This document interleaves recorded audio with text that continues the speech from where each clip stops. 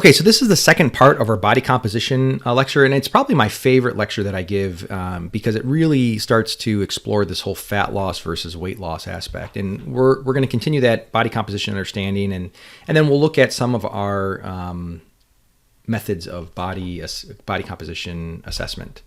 So I had introduced this slide already, and we're going to talk about each of these points individually, but the density-volume relationship, the metabolic requirements, and the functionality shows why muscle tissue should be your main focus for preserving, and that fat is what we want to sacrifice or lose, but we never want to do the opposite. We never want to gain fat, and sometimes it's inevitable, but losing muscle tissue is a pure disservice to your clients.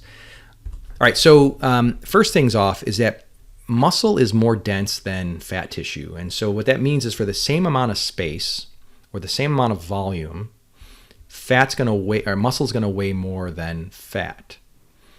So 1 pound of fat is 1 pound of muscle, right? There's no 1 pound is 1 pound. But if you look at how much volume you need for 1 pound of fat to equal 1 pound of muscle, this image on the right is showing 5 and 5. But you can see there's quite a bit more fat. It's overflowing out of the bowl, whereas the one on the right, it's all contained within that. So when someone loses fat and gains muscle, they might not have any change on the scale, but a visual representation of what 5 pounds of fat loss looks like is pretty big versus just losing weight. And when you look at the traditional ways that people lose weight by dieting and doing cardiovascular exercise, that is the best way to lose lean body mass and not lose any fat. That's just the reality. And that's been proven over and over and over again.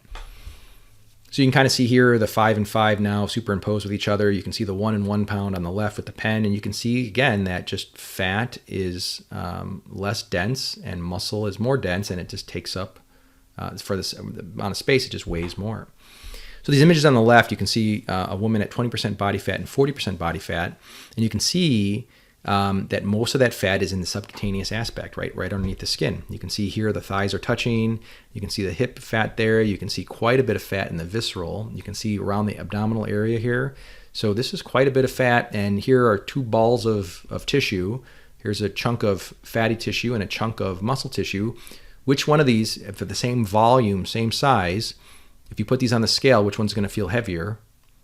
And the answer should be this one right here because it's more dense. There's more stuff packed in the same amount of space. Okay, so 6 women here. Which one weighs more? And which one do you think would weigh more? Just visually looking to say, okay, who's got more mass? And the answer is no one. They all weigh about 140 pounds. Now, they have different structure. Right? You see the really tall woman on the far right, and you see the shorter woman on the far left. They all have different frames, different shapes, but their composition is clearly different.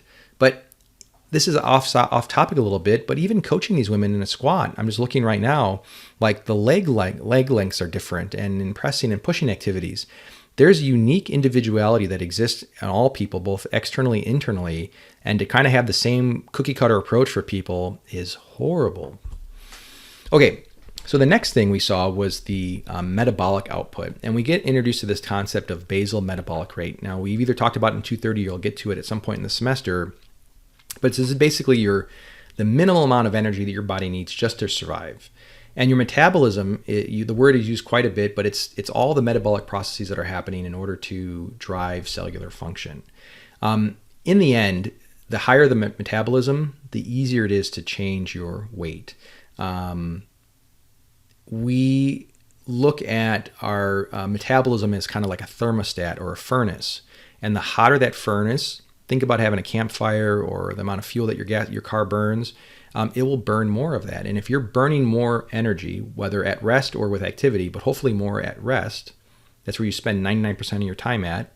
And when I say rest, I mean like sedentary, not exercising. And some of you are freaks and you work out like 7 or 8 days a week, but that's fine. But we want to increase the rate at which we're burning energy, that thermostat. And we do that by increasing the amount and the rate of the metabolically active tissue. Now, I shared this slide with you guys in the cardiovascular and the blood pressure, but again, I want to show that where the blood flow goes, That's where the energy is going. Think of the blood as a delivery of resources. That's your Amazon trucks that are driving all over the place. And when your muscles, when you look here at rest down at the bottom, even at rest where digestion and recovery and detoxification should be the king, right? Which it is. It's about 20-25% when you see the liver and the guts there. If you look at all the way to the right, so this is your digestion and detoxification, and all the way to the right, muscle is still demanding almost a quarter of your metabolic output. That's at rest. And then when you start doing heavy exercise, now it's the number one hog of resources, right? So this is metabolically active tissue, more metabolically active than anything else here. And we have a lot of it. So right, remember 45 to 30% of our body mass is that. So that's why these numbers are so high. But this is metabolically active tissue. You don't want to compromise any of this, except for that little bit of fat right there. That's what we want to get rid of. There is a direct relationship between lean body mass, particularly muscle, and your metabolism. So the more amount of lean body mass you have, the more metabolic output you're going to have. The less lean body mass you have, the slower metabolic output you're going to have. This is totally approximate, but about 5 pounds of fat burns 20 calories a day. 1 pound of fat burns 5 calories, and then 5 pounds of muscle burns about 250 calories per day. So almost more than a tenfold increase in metabolic output. So that's why as lean body mass increases, so does metabolism, and so does the opposite. When the lean body mass decreases, so does metabolism.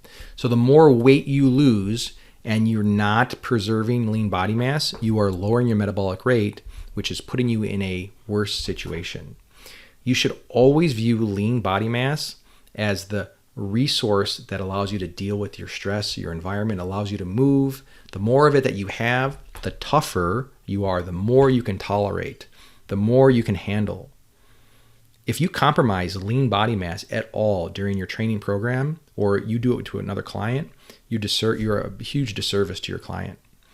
The main goal should be to preserve or increase as much as possible. That should be it. And then when you start to check your numbers as you're going on, you're getting your lean body mass is dropping, you're doing too much, you're not eating, you're not doing enough recovery. Too much stimulus, not enough recovery.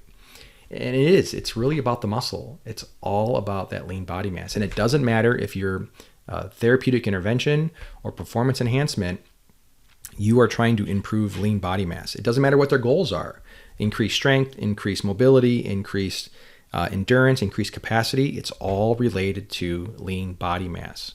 In someone straight up fat loss, perfect.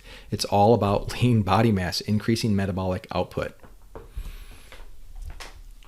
I use these examples of a sprinter versus runner because it shows the typical type of exercise protocols that are used for weight loss. And most people, when they try to do weight loss, is they start to run because it's an easy thing for them. And they start to try to go on a diet and cut food out, right? So it's all about the energy balance. Let's increase our output and decrease our calories. And we know that's a crock of shit. So it's just oversimplified, and it's not the only aspect. You can undereat and still gain weight and overeat and still lose weight. So when we look at a sprinter, the guy on the right, body fat percentage can be in the single digits, roughly 6 to 9%, right? That's not quite the essential fat loss, the essential fat 3 to 5%, but it's darn near close to that. You'll look at the men's marathon runner, and he is 12 to 16% body fat, which isn't low by any means or high by any means, not overweight or obese, but it shows the how much of the weight loss that's occurring in the distance runner is coming from lean body mass versus what's happening in sprinting.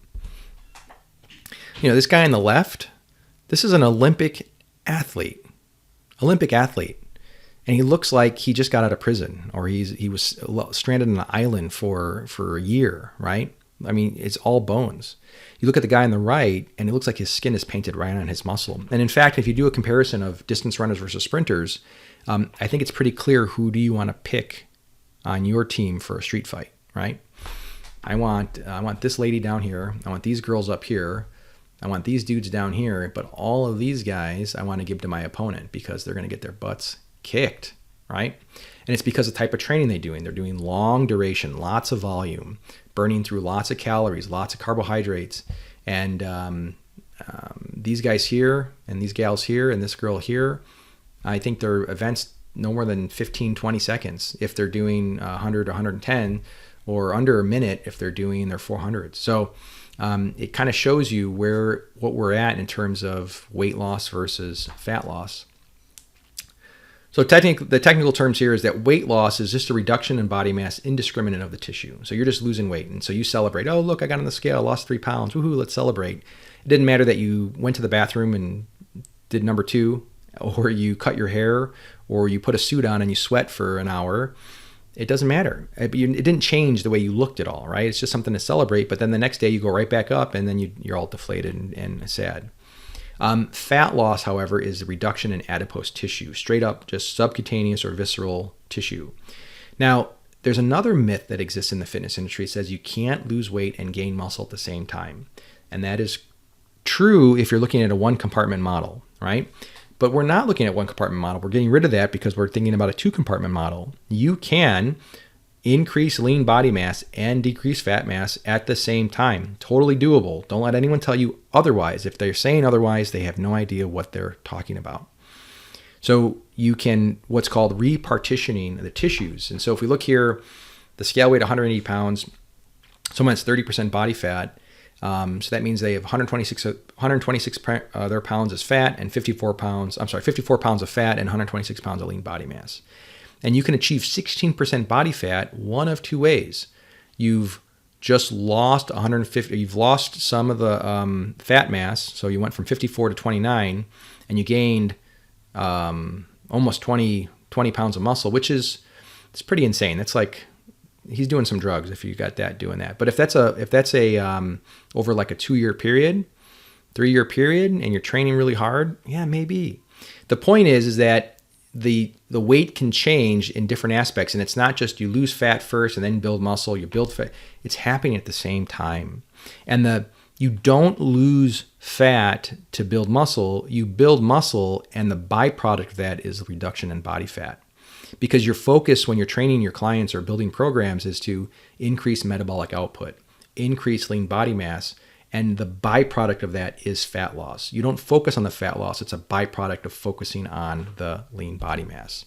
So kind of like this guy did, right? His focus wasn't to burn fat. His focus was to increase and maintain lean body mass. And that's what we're trying to do through this fit to fat progression. The more you focus on lean body mass, the more the fat will come off, and you go from the bottom tier to that middle tier, and then maybe to that upper tier. So that's it. We'll look at how do we assess this, but for moving forward, this will form the basis of our programming decisions. How do we maximize our metabolic output and maximize our lean body mass so that we get the best of both worlds?